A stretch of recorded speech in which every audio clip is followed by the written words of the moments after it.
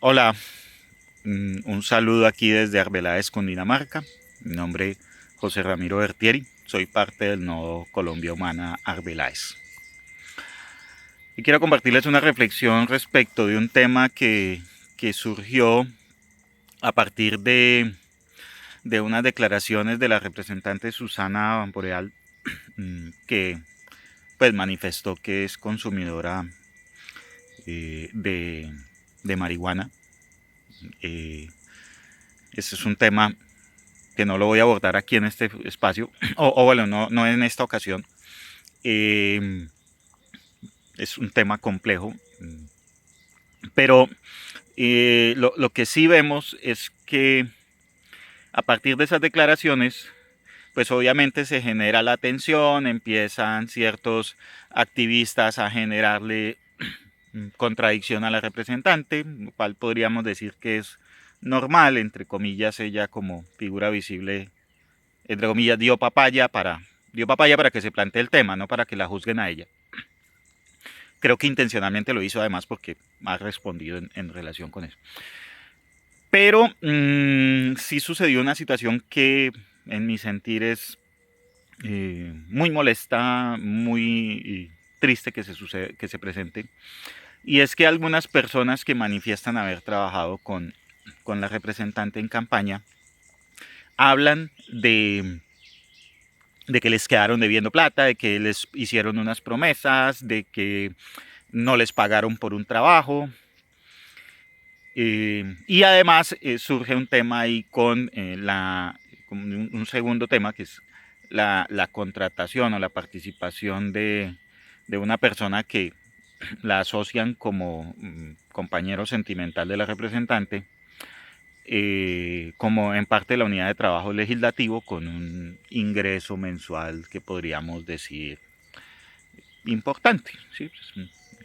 Se habla de una cifra que es que, hay que decirlo, la gran mayoría de gente en este país no alcanza a ganársela. Dos temas.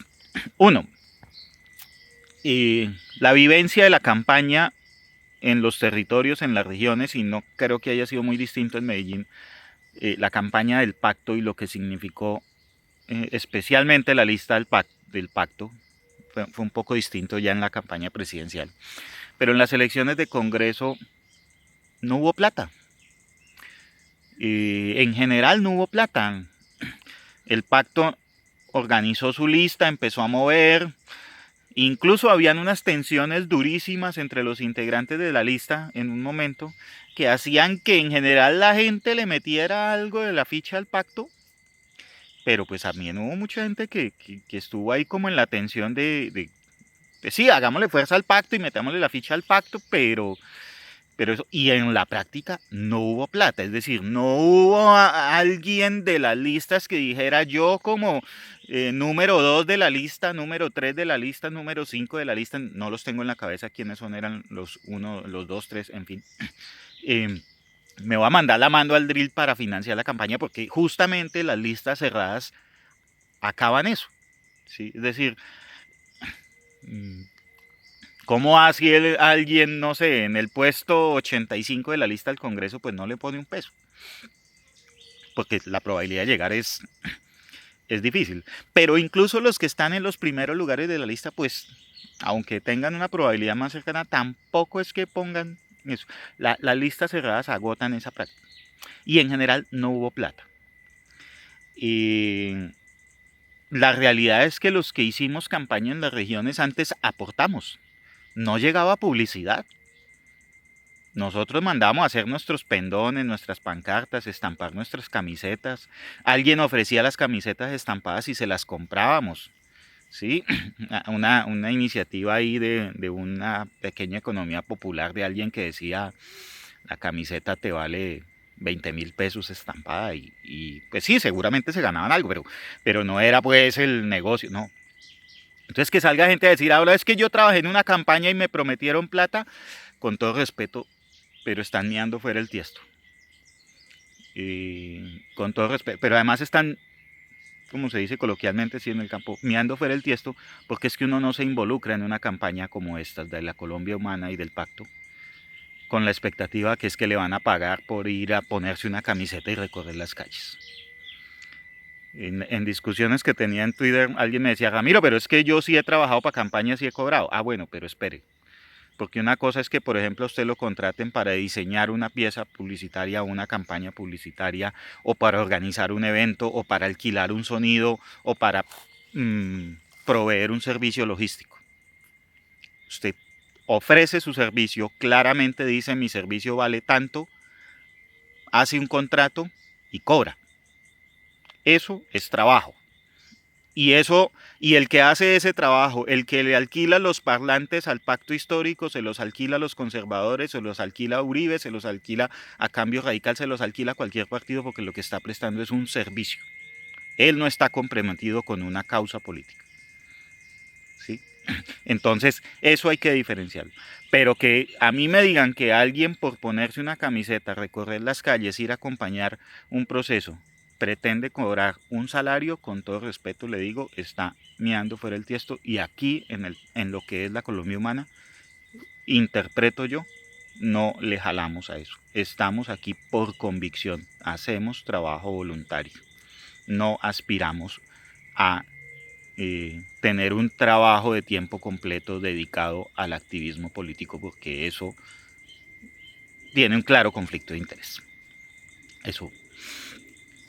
Y ahí derecho, entonces, pues si alguien, no sé, estuvo, y claro, el activismo a veces implica jornadas completas. Alguien decía, es que yo estuve trabajando tiempo completo en la campaña. De pronto en una ciudad grande puede pasar que haya una dedicación importante de tiempo. Pero ya digamos, pensar que eso es un empleo, no. O por lo menos no en la lógica de cómo entendemos muchos que estamos aquí a hacer la política.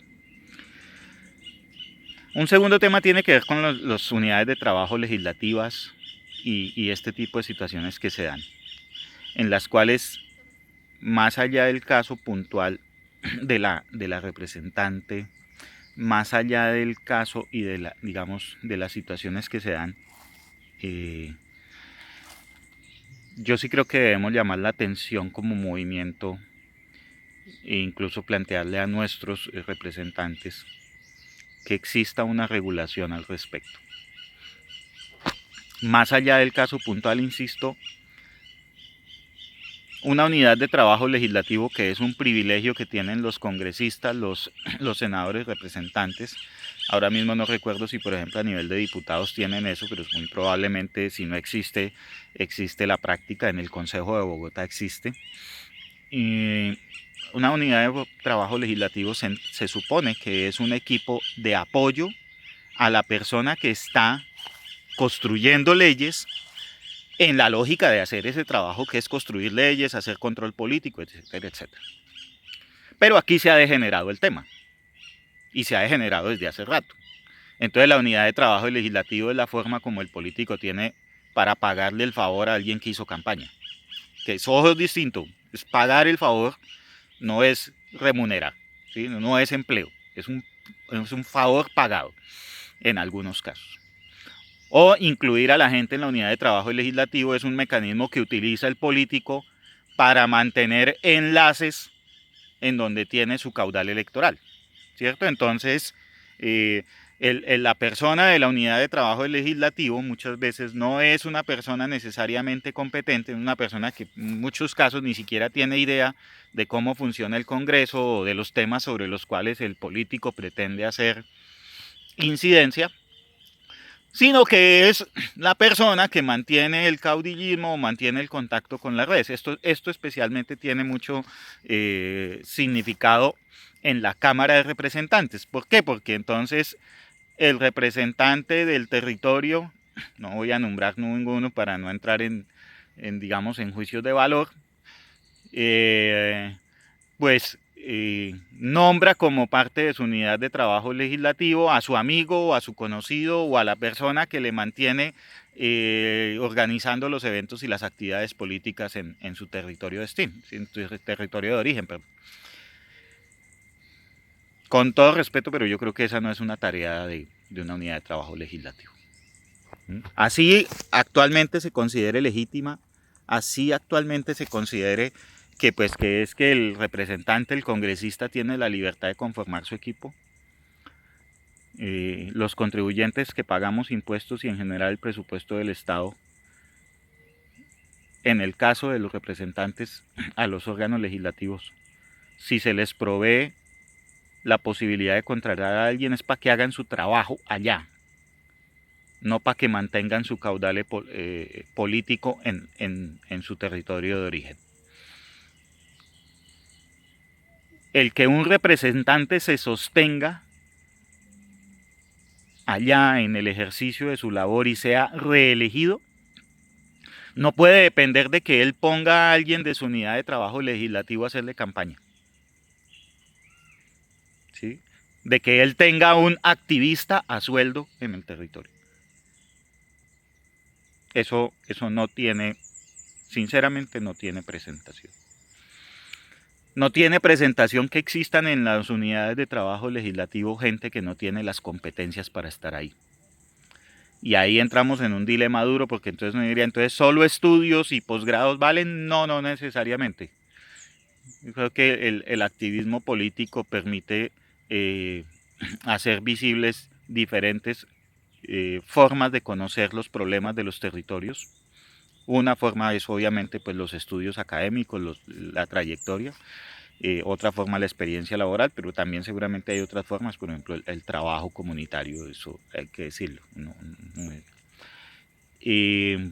Pero también digamos que tiene una lógica en términos de que exista una unidad de trabajo legislativo en función de temas que el representante quiera trabajar. Entonces, si un representante quiere trabajar el desarrollo agroindustrial, pues lo que uno espera es que la unidad de trabajo legislativo tenga gente que sepa de eso.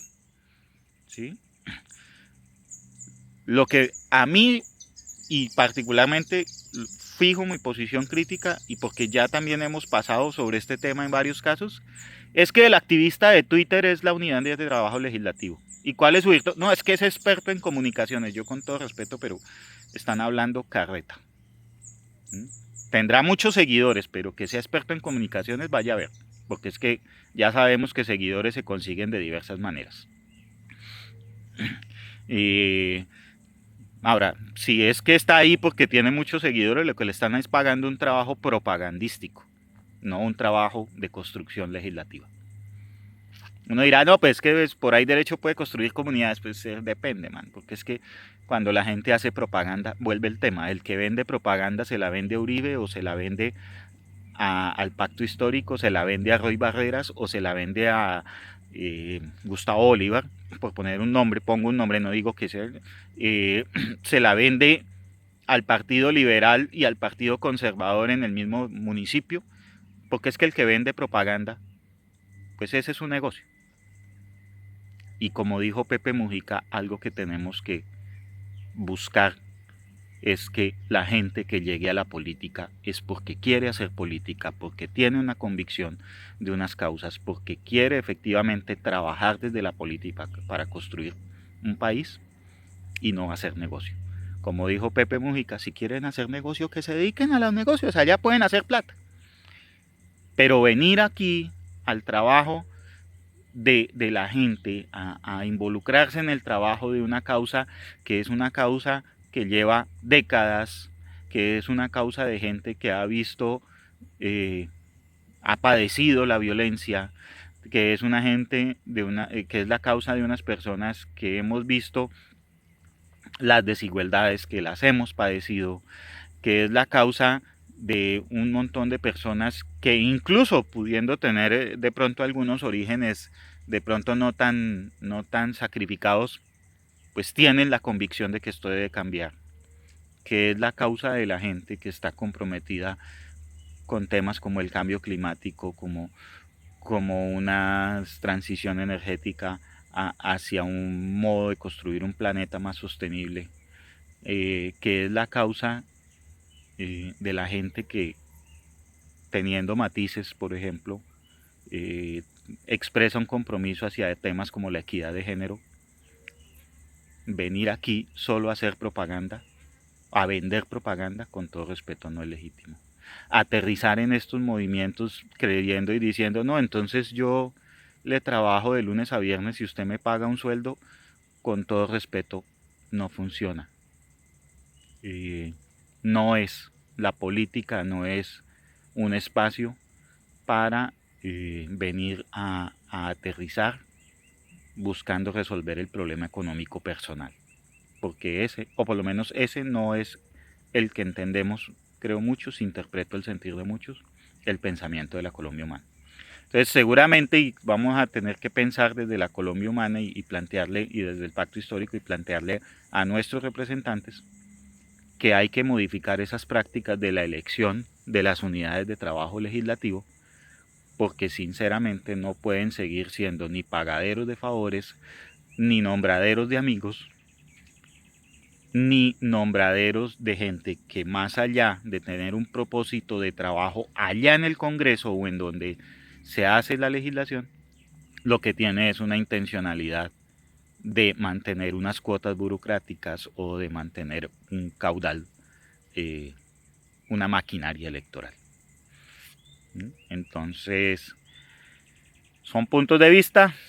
Desde luego no espero que los compartan 100%, pero que ojalá sí, incluso si hay posturas alternas, pues les agradezco compartir y abierto siempre a sus comentarios.